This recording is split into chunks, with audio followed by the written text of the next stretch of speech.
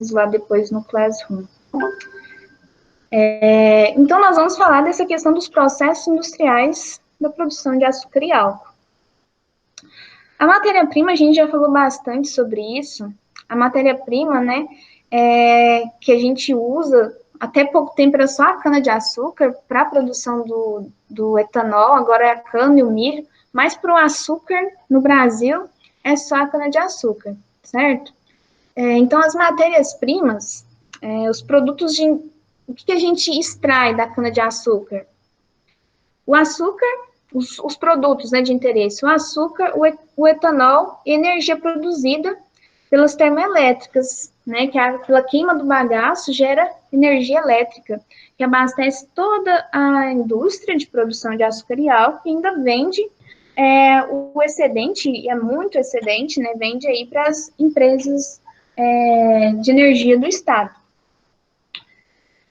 Aqui mostrando, pessoal, para produzir etanol, a gente falou hoje um pouco, né, sobre a produção do etanol usando o milho, mas é o milho já seco, aqui só ilustrando, né, um milho aqui ainda verde, mas usa o milho quando o grão já está seco.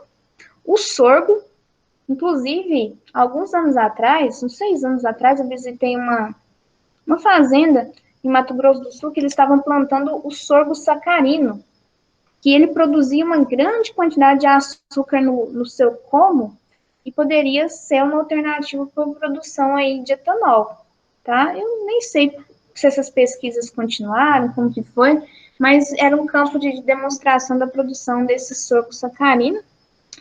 Pode-se utilizar a beterraba branca, que lá nos Estados Unidos eles produzem açúcar dela, né, mas ela também pode ser utilizada para a produção de etanol, mas lá nos Estados Unidos também eles usam para a produção de etanol, o milho, né, e a cana-de-açúcar.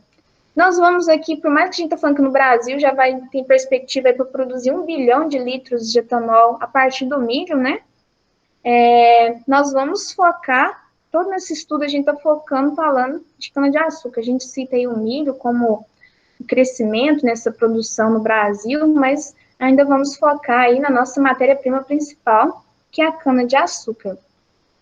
Ela foi escolhida, né, para ser a nossa matéria-prima aqui no Brasil pela questão da adaptação dessa cultura no país, né, se adaptou desde a época que o Brasil começou a ser colonizado, né, foi aí o açúcar um dos primeiros produtos nossos, e se adaptou muito bem, e desde então passa por melhoramento, e hoje o Brasil domina toda a técnica, desde o melhoramento genético da cana-de-açúcar, até todas as etapas industriais de produção de açúcar e álcool de alta qualidade. Somos aí um destaque, né, mundial na exportação de açúcar e também de etanol.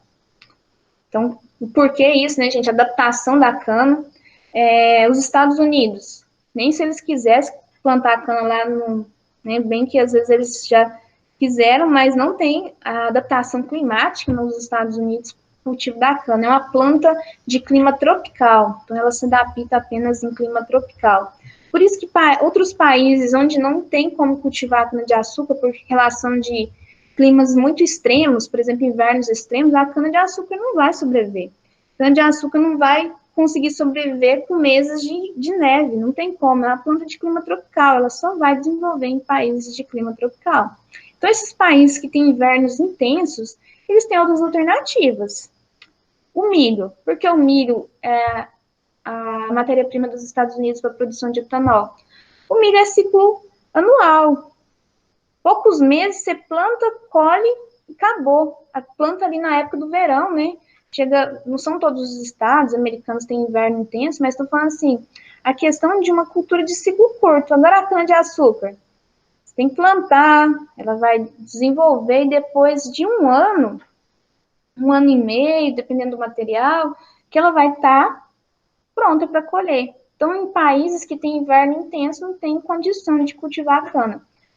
E como para produzir açúcar nesses países de inverno intenso, eles usam a beterraba, que é aquela beterraba branca, que tem grande quantidade de açúcar como matéria-prima, né? Então, por que, né? Foi escolhida aqui, dando mais detalhe, mais do que eu já falei. A cana tem uma alta produtividade, hoje nós temos áreas, aqui falando 80 toneladas por hectare, né? uma média.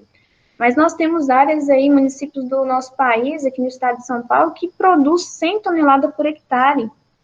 Então, a constituição do caldo, aproximadamente 17% é sacarose, geração de bagaço, é considerado pouco, né, essa quantidade de fibra, e além de ser aproveitado esse bagaço para a produção de energia elétrica, né, nas termoelétricas, custo de produção dos carboidratos é considerado um custo compensatório, a questão de quanto que gasta para produzir essa matéria-prima no campo. O custo de transformação desses carboidratos aí, da sacarose em açúcar e etanol, também compensa economicamente. Facilidade na colheita, transporte. Então, é rápido, ainda mais com a colheita hoje mecanizada, é rápido colher, é fácil transportar, é uma matéria-prima fácil de processar. Então, isso também contribui para a cana-de-açúcar ser a nossa matéria-prima principal. E a tradição, como eu disse, cana-de-açúcar está no Brasil desde o início, né? São mais de 4 séculos aí de história da cana-de-açúcar no nosso país, gerando renda. Então, isso também contribuiu com certeza a chegada da cana-de-açúcar lá na época colonial ainda, contribuiu, né? Ela tá fixada na nossa história, então isso nos garante ser país importantíssimo na produção de açúcar e álcool através da cana, né? Então, no Brasil, o açúcar só é produzido a partir da cana, o etanol a gente falou, né, da cana e do milho. O milho até poucos anos atrás não era uma realidade nossa, então passou a ser de alguns anos para cá. Então, a cana-de-açúcar, ela tem uma constituição média de mais de 74% de água, 25% de matéria orgânica e 0,5% de matéria mineral. O caldo, ele é composto de água e todos os sólidos solúveis, açúcares, que é o que nos importa, né? As cinzas, materiais nitrogenados, entre outros. A fibra, ela é constituída por celulose, lignina e hemicelulose. E o caldo, de 70% a 80% é água, de 20% a 30% aí são sólidos solúveis, entre açúcares e não açúcares, né? Com relação à constituição aí do como da cana-de-açúcar, a parte mais dura do como, que é a casca e aquela parte do nó, que é onde tem a gema, né, que se você plantar, nasce, né, o como, que brota ali o como. 25% do peso da cana é constituída pela casca e pelos entrenós. Desse total, aí, 75% é fibra e 25% é caldo, do que representa essa parte mais rígida do como, que é a casca e os nós, né? Isso representa, no total, só 20% da cana-de-açúcar é casca e o nó. A parte que é o como, os entrenós, onde está a grande quantidade da sacarose disponível, representa 75% do como, né? 8% é fibra, 92% é caldo, e essa parte dos entrenós representa 80% do peso aí da cana-de-açúcar. Aqui mostrando, para facilitar, os componentes, né? A cana, ela se divide em fase sólida, que é a fibra, 8 a 14%, fase líquida, que é o caldo, de 86% a 92%. Esse caldo, de 75% a 85% é água, e de 15% a 25% é o sólido. Isso aqui é a importância que nós temos dentro da indústria, para produzir açúcar e álcool, os sólidos, né? Desses sólidos, de 12,5% a 23,5% é os açúcares. Esses açúcares se dividem em sacarose, de 12% a 22%, glicose mais frutose, 0,5% a 1,5%. Os não açúcares, que é 1,5% a 2,5% da constituição total. Sais minerais, ácidos, amidos, ceras, gomas, graxas, corantes, entre outros. Então, aqui destrinchando uma concentração média, né, que vocês têm aqui vendo, tem uma faixa, né, de quantidade desses constituintes aí da cana-de-açúcar. A composição, que a gente acabou de falar aqui, dos açúcares, da fibra, né, tem diferença em função da variedade.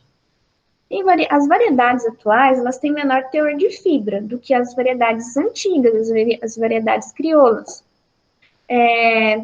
Também é diferente a constituição de açúcar de acordo com a época de colheita. Se você colhe a cana-de-açúcar num tempo em que ela não completou o seu período de maturação fisiológica, ela vai ter menor concentração de sacarose. Por isso que é importante fazer a indústria planejar a época de colheita, para que faça essa colheita em tempo aí adequado, para que tenha o máximo de acúmulo de sacarose nos colmos.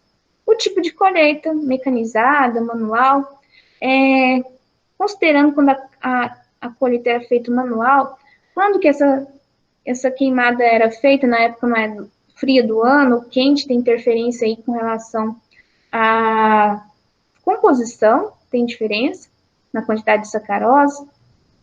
O carregamento, a distância, o tempo entre o corte e o transporte, as condições climáticas, a gente falou bastante, né?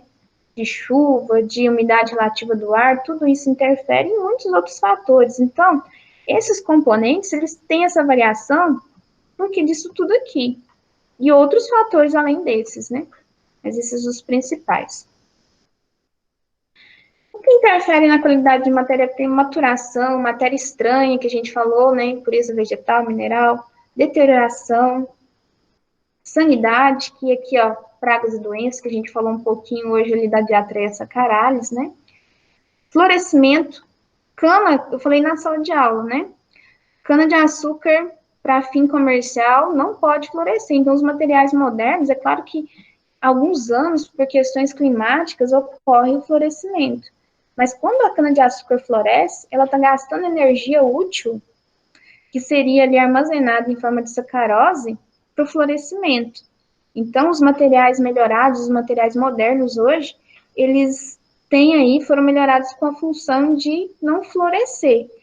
Mas tem alguns anos, por questões ambientais, variações de temperatura, umidade, que ocorre a refloração. E você passa, às vezes, por uma região aí de produção, de plantio de cana-de-açúcar, que está todos pendoados em alguns locais, né? Isso, quando você vê aquilo ali, vocês podem pensar, essa sacarose útil que está sendo perdida em forma de flor, né? Porque a cana-de-açúcar para fim comercial não tem por que florescer, tá? Aqui mostrando, falando da questão da geração de bagaço, uma tonelada de cana, então 1.000 quilos de cana, gera aí 240 a 280 quilos de bagaço. O bagaço, né, ele é utilizado aí na queima em caldeiras e fornece toda a energia utilizada dentro da indústria e ainda o excedente é vendido, né? Aqui só mostrando questão de quantidade de bagaço para geração de energia. 450 quilos de bagaço a 50% de umidade são necessários para gerar 1 tonelada de vapor. Ou seja, se produz em média 2,2 quilos de vapor por quilo de bagaço. E uma usina, né, pouco eficiente consome 550 quilos de vapor para processar 1 tonelada de cana. E todo esse vapor gerado, pessoal, é para movimentar e gerar quilowatts, né, energia. E essa energia é vendida, o seu excedente. Então, depois dessa parte mais conceitual, explicativa, que eu acho que vocês já estão até cansados de ouvir a professora falar disso aí, né? Mas vamos entrar agora na parte de alguns conceitos que nós vamos usar muito a partir de agora.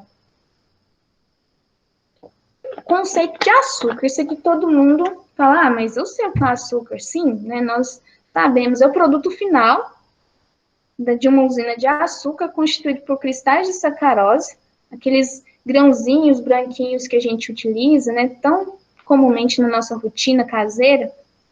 São cristais, a sacarose cristalizada, né? Contendo ou não pequenas porções de mel que envolve. Por que aqui? A gente vai estudar daqui uns dias, não hoje, mas que, por exemplo, o açúcar cristal que a gente compra no mercado, vocês já viram que ele é mais amarelado? Eu não estou lendo aí os comentários, mas se vocês quiserem comentar aí. Quando você pega as meninas e os meninos aí, quando vocês vão fazer, por exemplo, uma calda para um pudim, e vocês fazem uma calda usando o açúcar cristal, que é o mais comum que a gente utiliza aí. Quando vocês colocam a água no açúcar, vocês já perceberam que a água fica um pouco amarelada? Né? Vão pensando. Se não perceber isso, na próxima vez que vocês for fazer o café ou fazer alguma receita, perceba. Quando você pega o açúcar cristal e coloca na água, vocês vão observar que a água não fica cristalina, ela fica um pouco amarelada. O açúcar cristal, ele não é um açúcar mais branco, não, quando a gente olha na escala de brancura. Ele é um açúcar que ainda tem uma concentração de mel que envolve os seus cristais. Agora vamos pensar no açúcar refinado. O açúcar que a gente utiliza em algumas receitas, aquele açúcar mais branquinho, inclusive mais caro também, né? É um açúcar que tem os grãos menores e uma cor muito baixa, ele é muito branco, né? Se você pegar esse açúcar cristal e diluir ele numa água para fazer uma calda ou fazer um café mesmo, né?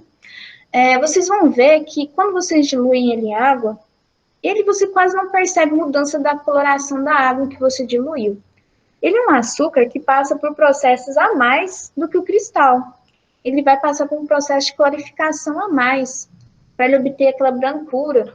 E é um açúcar utilizado aí muito por confeiteiros, para produção de receitas, né? Para que não tenha alteração na coloração dos alimentos, né, que você utiliza ele.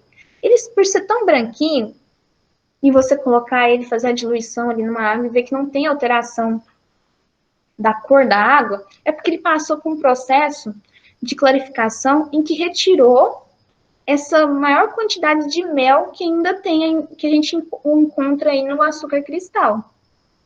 Então, um açúcar que passa por um processo industrial a mais para clarificar ele, ok? Então, por isso que fala aqui que pode ter porções de mel ou não, né, contendo ou não pequenas porções de mel envolvendo, depende do tipo de açúcar, que a gente vai estudar mais daqui uns dias os tipos de açúcar, né? O bagaço é o resíduo fibroso depois que extrai o caldo. O caldo absoluto, esse caldo absoluto é quando o caldo obtido da extração da cana, sem nenhum tratamento, tá? É o caldo que tem ali constituindo sólidos solúveis e toda a água da cana, não passa nem por um processo para tirar o excesso de água. O caldo primário, esse caldo primário é o caldo extraído dos primeiros ternos, quando é um sistema de extração por moenda, ou se não, quando é um difusor, sistema de extração de caldo, ali na primeira parte do difusor. É o caldo mais concentrado, é o caldo que tem maior quantidade de sacarose. O caldo residual é o caldo que fica retido no bagaço após a moagem, ou após ter passado por difusor. É o que o bagaço, quando ele sai do sistema de extração, ele ainda tem uma pequena quantidade de caldo. Dentro da usina, todos os trabalhos feitos é para que tenha a menor porção possível de caldo retido, mas ainda esse processo ele não é 100%, fica caldo retido. Caldo misto é a mistura dos caldos obtidos no processo de extração e que são enviados para a fabricação de açúcar. Caldo sulfitado é o caldo misto após passar pela coluna de sulfitação com tratamento químico para clarificação do caldo, que nós vamos estudar daqui uns dias. Provavelmente semana que vem a gente vai falar desse tratamento. O caldo clarificado é o caldo obtido depois das operações de sulfitação, de decantação, aquecimento e decantação, onde você vai tirar aquela cor, né, escura do caldo e depois vai seguir os outros processos. Vocês já viram, todo mundo já viu, né? Açúcar mascavo, a rapadura, quem nunca viu açúcar mascavo, já viu aquela coloração escura? Aquilo ali é porque o caldo não passou por nenhum processo de clarificação, tá? Então, aquela coloração, nesse processo de clarificação é tirada todos os colóides, todos as substâncias que dão coloração, muitas as sujeiras também, que vêm ali junto, né, no sistema industrial, eles vão, esse caldo é clarificado e por isso vai produzir um açúcar clarinho, né, não tão clarinho como eu falei para você depois para produzir o açúcar cristal, vem outros processos adicionais, mas tira muito a coloração. Quando você compara um açúcar cristal um açúcar mascavo, olha a diferença, pense aí a diferença de coloração, né? Caldo filtrado é o caldo que passou pela filtração do lodo. A gente vai estudar essas etapas, tá? Embebição. Embebição, pessoal, o bagaço, depois que ele vai passando pelos ternos da moenda e também no difusor, ele vai ser recebendo uma pulverização de caldo menos concentrado, para ajudar a tirar esse caldo que ainda está preso no bagaço. Então, a gente vai estudar também esse processo de embebição. A extração é a porcentagem de sacarose que é extraída do como. A fibra é o que sobra, né, o bagaço ali. Magma é a mistura de açúcar com xarope, caldo clorificado, água e mel, que é usado para o processo de cozimento. Massa cozida, e depois que esse caldo passa por uma grande concentração, por estar exposto ao calor, então perdeu muita água, então vai começar a formar os cristais, e isso é a massa cozida. É o processo quando você está fazendo lá uma calda para uma receita de casa. Você coloca a água, o açúcar, e vai deixando ali cozinhar. Vai evaporando a água e vai concentrando o açúcar, né? E se você deixar, às vezes passa do ponto e começa a cristalizar. Isso lá na indústria é feito também. Tem muita água. Vocês viram que o maior componente do caldo é água. 75% até 80% é água. Então, o que tem que fazer? Perder essa água para o processo de aquecimento, que a gente vai falar, né? Do cozimento desse caldo, para ele perder a água e concentrar o açúcar, que vai começar um processo de cristalização. Quando ele começa esse processo de cristalização, essa massa cozida ela vai para o processo para cristalizar e formar aqueles cristais de açúcar, de sacarose, né? O melaço, pessoal, ele é o que a gente chama de mel esgotado. No processo que essa massa cozida vai para a centrífuga e ela gira em alta velocidade, ela vai separar os cristais de açúcar do mel que envolve os cristais. Esse melaço, ele não é jogado fora, não. Muito utilizado na produção de etanol, tá? Então, não é jogado fora, porque por mais que ele é o subproduto da produção de açúcar, mas ele ainda tem muito açúcar envolvendo ele ali, ainda tem muito açúcar nessa substância chamada de melaço. A sacarose é o produto da cana, né, o disacarídeo, aí, que a gente já falou tanto. A torta é o resíduo obtido da filtração do caldo, depois que o caldo passou por todas as etapas de clarificação, sobra um lodo, que ele tem pedaços de como da cana, sujeira, e isso forma a torta de filtro. Acho que todo mundo já ouviu falar, e a torta de filtro não é jogada fora também, não. Ela passa por processo de decomposição, de compostagem, e depois volta como adubo lá no sistema de produção, lá no campo, para adubar a cana-de-açúcar. O xarope é o produto resultante da concentração parcial do caldo clarificado. A gente vai estudar aí qualquer etapa, né? Tem um vídeo aqui, pessoal, ele fala de tudo isso que a gente, dessa parte industrial aí da produção de açúcar, de uma forma aí bem resumida. Vou mostrar ele aqui para vocês uma parte, tá bom? Que ele é meio longo. Depois de colhida no campo, a cana-de-açúcar chega até a usina por caminhões. No parque industrial, o caminhão é pesado em uma balança que vai precisar a quantidade de cana que ele carrega. O próximo passo é a análise da quantidade de açúcar que aquela cana específica possui. Isso é feito com a retirada de uma amostra pequena do carregamento, através de sondas que podem ser oblíquas ou horizontais. A amostra da cana é direcionada a um laboratório que diagnosticará o índice de ATR, açúcares totais recuperáveis, ou seja, a quantidade efetiva de açúcar que aquela cana tem. Depois de pesada, a cana poderá ter dois destinos distintos. Ou será encaminhada diretamente para a mesa alimentadora da usina, onde, se colhida manualmente, poderá ser lavada ou ventilada em pesa a seco para a remoção das impurezas. Ou, no caso da cana colhida mecanicamente, ela segue direto para o picador, desfibrador e moenda ou difusor. Algumas usinas trabalham com pátios de recepção de cana e estocagem, onde a cana é depositada ou fica aguardando nos próprios caminhões até ser encaminhada à mesa alimentadora. Os passos seguintes consistem em preparar a cana para a extração do caldo, aumentando assim sua densidade e a capacidade de moagem. Neste processo, objetiva-se também romper as células para a liberação do caldo nelas contido. Assim, a cana é passada por um jogo de facas, num processo de preparação até entrar em um desfibrador, onde cerca de 85 a 92% de suas células são rompidas, o que facilitará a extração do caldo. Constituída basicamente de fibra e caldo, o que interessa para a cadeia produtiva da cana-de-açúcar é o açúcar contido na matéria-prima, que se encontra dissolvido no caldo. Portanto, o objetivo principal é extrair o máximo de caldo da cana. A extração do caldo ocorre por duas diferentes técnicas, a utilização de moendas ou difusor de cana.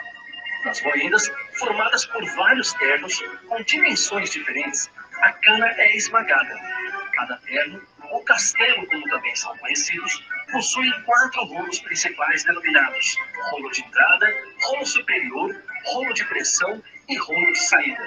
No primeiro terno, são extraídas as maiores quantidades de caldo. Depois disso, a cana é embebecida de água e passa pelos demais ternos, até que cerca de 94 a 97% do seu caldo seja extraído. O número de ternos varia de 4 a 7. Outra forma de extração do caldo é o difusor de cana, onde a extração ocorre com a ruptura das células no preparo da cana, onde se encontra a sacarose, e a lavagem destas com água ou caldo da própria cana. Neste processo, os índices de extração podem chegar até a 98% do caldo retirado. Após a extração do caldo, o processo se divide em 3 diferentes estágios. De um lado, o bagaço que sobra é dirigido a uma esteira ou direcionado diretamente para as caldeiras, onde será queimado e seu vapor transformado em energia, no processo que se conhece por cogeração de energia ou bioeletricidade. As usinas brasileiras são autossuficientes em energia durante o período da safra e ainda exportam excedentes para as redes de distribuição, rendendo assim créditos de carbono em conformidade com o protocolo de Kyoto. Cada tonelada de cana processada gera em média 260 quilos de bagaço. A energia cogerada pode acionar as moendas nos processos elétricos ou o vapor utilizado para o acionamento, que transforma energia térmica em mecânica. Extraído o caldo da cana, o próximo passo será um tratamento neste caldo, objetivando a retirada de impurezas solúveis e insolúveis nele encontradas. O tratamento pode ocorrer em várias fases, desde a passagem do caldo por peneiras, força centrífuga para separar materiais sólidos do líquido, pesagem do caldo, permitindo melhor controle químico do processo e tratamento químico do caldo. Depois de tratado, o caldo pode ser encaminhado para a fabricação de açúcar ou de etanol. No primeiro caso, o caldo passa por um processo conhecido como sulfitação, que tem por objetivo inibir reações que causam formação de cor, coagulação de colóides solúveis e diminuir a viscosidade do caldo, calagem para neutralizar o pH do caldo e eliminar corantes. Enfim, o caldo é preparado para a próxima fase, a do aquecimento. Nela, o caldo é aquecido a aproximadamente 105 graus Celsius, com a finalidade de acelerar e facilitar a coagulação, aumentando a eficiência da decantação e possibilitando a degassagem do caldo. Depois de aquecido, o caldo é purificado no processo chamado decantação ou clarificação. O caldo decantado é retirado da parte superior de cada compartimento e enviado ao setor de evaporação para concentração. As impurezas sedimentadas constituem o lodo, que normalmente é retirado do decantador pelo fundo e enviado ao setor de filtração para a recuperação do açúcar nele contido. Depois, o caldo é filtrado, com o objetivo de recuperar o açúcar contido no lodo. Na sequência, ele passa por evaporadores para ser depois cozido, cristalizado, centrifugado e secado. Depois desse processo, o açúcar, que pode então ser refinado ou ganhar outras formas, especificações, é ensacado, pesado e armazenado, até ser transportado por via rodoviária ou ferroviária. Algumas usinas comercializam o açúcar direto aos consumidores, com marcas próprias ensacadas nas próprias unidades. Após passar pelo tratamento primário de peneiramento, o caldo é submetido a um tratamento mais completo que implica na adição de caldo, aquecimento e posterior decantação, tratamento semelhante àquele utilizado na fabricação de açúcar. Livre de impurezas e devidamente esterilizado, o caldo está pronto para ser encaminhado para a fermentação, onde os açúcares são transformados em álcool. As reações ocorrem em tanques denominados tornas de fermentação. O tempo de fermentação varia de 6 a 10 horas. Ao final deste período, praticamente todo o açúcar já foi consumido, com a consequente redução da liberação de gases e multiplicação do fermento. Após a fermentação, o vinho é enviado às centrífugas para a recuperação do fermento e é tratado novamente e utilizado para a continuidade do processo fermentativo. O excedente de fermento pode ser encaminhado para a secagem, dando origem a um novo produto, a levedura seca, que será comercializada como complemento alimentar animal ou humano como fonte de proteínas. O vinho centrifugado é encaminhado para a destilaria, processo este que se utiliza nos diferentes pontos de ebulição nas diversas substâncias voláteis presentes, separando-as. A operação é realizada com auxílio de colunas distribuídas em vários troncos. Uma coluna tem por finalidade esgotar a maior quantidade possível de álcool do seu produto de fundo, que é denominado vinhaça. A vinhaça, retirada em uma proporção aproximada de 12 litros para cada litro de álcool produzido e constituída principalmente de água, sais sólidos em suspensão e solúveis, é utilizada na lavoura como fertilizante, sendo seu calor parcialmente recuperado pelo caldo em um trocador de calor. O álcool hidratado, produto final dos processos de destilação e retificação, é uma mistura binária álcool-água, que atinge um teor da ordem de 96 graus. Este álcool hidratado pode ser comercializado desta forma ou passar por um processo de desidratação, transformando-se no álcool anhídrico, utilizado no Brasil como aditivo à gasolina. Depois de pronto, o álcool produzido é armazenado em tanques de grande volume, situados nos parques industriais, ou mesmo embarcado em caminhões-tanques ou composições ferroviárias para ser comercializado às distribuidoras. Bom, pessoal, aí um resumo de tudo que a gente vai estudar, né, dentro do processo aí de produção de açúcar. Como vocês viram ali, um resuminho de tudo, e é bom que tem umas imagens, né, para a gente ficar mais familiarizado de como que é o processo industrial, que só um fluxograma básico, né, desse processo da produção do açúcar aqui. A cana é recebida, ela é limpa.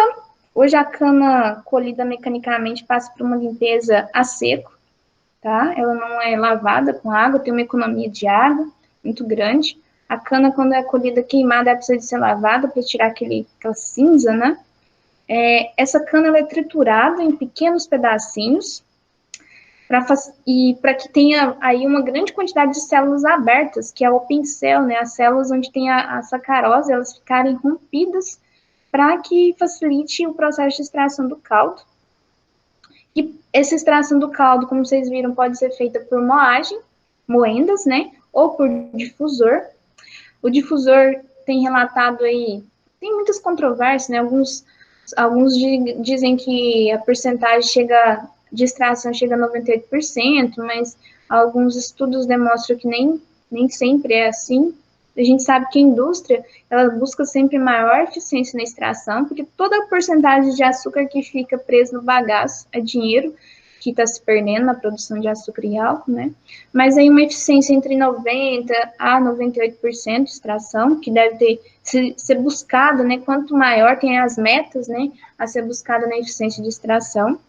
Então, desse processo de extração, que aqui nesse fluxograma está por moenda, né, mas pode ser o difusor também, que muitas indústrias modernas, né, tem alguns que trabalham com os dois sistemas, mas algumas mais modernas estão trabalhando com o sistema de difusor, que separa o bagaço, que é a fibra, do caldo. Para a produção de açúcar, vocês viram que o caldo ele passa por um processo de sulfitação, de aquecimento, de decantação. Aí, essa decantação, depois que adiciona, passa pelo processo de sulfitação, aquece, passa por um período de decantação para toda a sujeira decantar. Esse lodo que é decantado, ele é retirado da parte de baixo do decantador, só que ele não é jogado fora, não. Esse lodo ainda tem muito açúcar. Então, esse lodo, ele volta para o processo de extração de açúcar. Ele volta para o início da cadeia aqui de tratamento, ele vai passar por tratamento de caldo de novo, aquecer, decantar, até ser esgotado esse açúcar aí da torta de filtro, né? Que a torta de filtro aqui é um subproduto também. Esse caldo clarificado, ele vai para a evaporação, que vai tirar uma grande quantidade de água, porque, como vocês viram, é muita água presente nesse caldo. Então, todos os processos é para reduzir a quantidade de água. Evaporação, cozimento. Aí vai para as centrífugas, né, para que seja formado os açúcares, separado do mel. Esse mel, né, ele não é jogado fora ainda, ele vai voltar no processo aqui, para que seja extraído mais quantidade de açúcar, ou ele vai para o processo de produção de etanol, ok?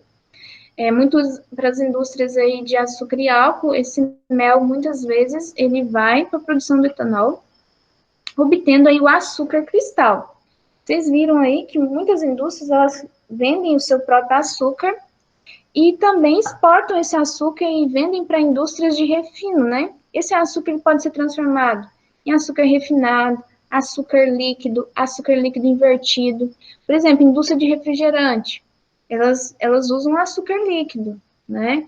Algumas indústrias de doces industrializados usam açúcar líquido invertido, que a gente vai falar sobre os processos, que são açúcares aí usados no meio industrial, que vão passar por um processo a mais de refino, para tirar o excesso do mel que envolve ali esse açúcar, para ele não dar cor nos alimentos que ele for utilizado. Por exemplo, vai produzir um refrigerante de limão, soda, né? Ele não pode ter uma coloração, esse açúcar usado, porque aquele refrigerante ele é de coloração muito clara. Então, tem que ser um açúcar que passa por um processo a mais de refino, né? Esse açúcar, depois que esse açúcar aqui que ele obtém desse processo mais simples, né? O açúcar cristal, ele passa por secagem, porque se esse açúcar for mal secado, ele vai formar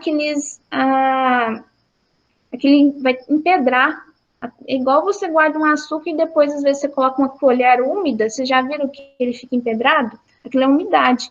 O açúcar, para ele ser armazenado, ensacado, vendido, ele passa por um processo de secagem com ar quente para tirar a umidade, para que não forme aquela aglomeração de cristais de açúcar formando aquelas pedras, tá? E depois, como vocês viram, ele é vendido, transportado para ser exportado para outros países. Ele vai ou por caminhões, né, até os portos, coloca dentro de containers e vai para seus destinos, né, Europa, Estados Unidos, Ásia e demais destinos, né. Aqui mostrando só mais um outro fluxograma, aqui recepção de cana colhida inteira, né, queimada, que só essa ilustração. A limpeza, nesse caso, essa cana vai ser lavada, né. Depois aqui o sistema de moenda, os ternos da moenda. Esses ternos, pessoal, funcionam, não sei se vocês já foram aí na praça, né, ou já viram aí a extração da garapa. É aquele sistema básico que você vê ali, só que isso em grande escala dentro das usinas, que vão ter a função de espremer esse bagaço que é preparado aqui na indústria, ele é triturado em pequenos pedacinhos para ficar com as células mais expostas para extração, e eles passam por aqueles ternos da moenda, que são rolos compressores, que vão apertando ali o bagaço para obter a extração máxima do caldo, né? Aqui falou no vídeo, na primeira etapa, chegando na indústria extrai a amostra lá para as análises, pesa a cana, né? Faz a análise da cana, que eu não vou entrar em detalhe, que a gente falou na última aula. Aqui uma sonda oblíqua, né, tirando a amostra. Para a cana colhida crua, se usa a sonda oblíqua, porque para colher com a sonda horizontal, aqueles caminhões que transportavam a cana colhida inteira, né, que eles têm aqueles vãos laterais. A cana colhida aí mecanicamente, ela é cortada em toletes pequenos, não tem como transportar em caminhões vazados. Então, usa-se a sonda oblíqua para amostragem, faz as análises laboratoriais, né, o pó, pureza, TR, fibra, né, que a gente falou na última aula. Essa carga, ela vai ser recebida, né, nesse sistema aqui de descarga. Tem um guindaste que vai promover aí, que liga ali os ganchos, né, desse guindaste no caminhão, e vai virar essa cana aqui no sistema de alimentação da moenda ou do difusor, que vai transportar, primeiramente, no caso da cana colhida mecanicamente, para um sistema de limpeza a seco, que vai tirar a palha, que tem muita palha que vem junto com essa cana, vai tirar ali terra, né? E depois essa cana vai ser encaminhada para o preparo, que vai triturar ela em pequenos pedaços, e depois ela vai ou para o sistema de moenda ou difusor, o qualquer usina esteja adotando, né? Aqui mostrando o sistema de recepção de cana inteira, queimada, né, que é o sistema de lavagem da cana, o caminhão que descarregou. Vocês veem aqui que os caminhões que transportam cana colhida queimada, eles são vazados lateralmente, né? A gente via muito na nossa região, na época que tinha a colheita da cana queimada. Essa cana, ela é lavada para tirar o excesso de cinza, né, terra, tudo, e depois segue para o processo seguinte, que vai preparar essa cana para o difusor ou para extração na moenda. A limpeza de cana a seco, ela é feita, né, com isenção total de água, é só pelo fluxo de ar e pela movimentação do sistema. As impurezas vegetais e minerais, elas são retiradas, a maior parte, né, claro que segue um pouquinho, né, mas a grande parte ela é retirada da cana. Para que não, a gente falou tanto, né, dos problemas de impureza vegetal e mineral no sistema de produção, para que reduza aí os problemas dessas impurezas lá dentro da indústria, né. Hoje eu não vou falar mais desse sistema de limpeza, pela questão do nosso horário, mas na próxima semana a gente continua falando desse processo de limpeza. Inclusive, essa palha que é extraída desse processo de limpeza a seco, né, só com o ar, ele pode ser utilizado para o processo aí de produção de etanol de segunda geração, ok? Então, a parte teórica é essa.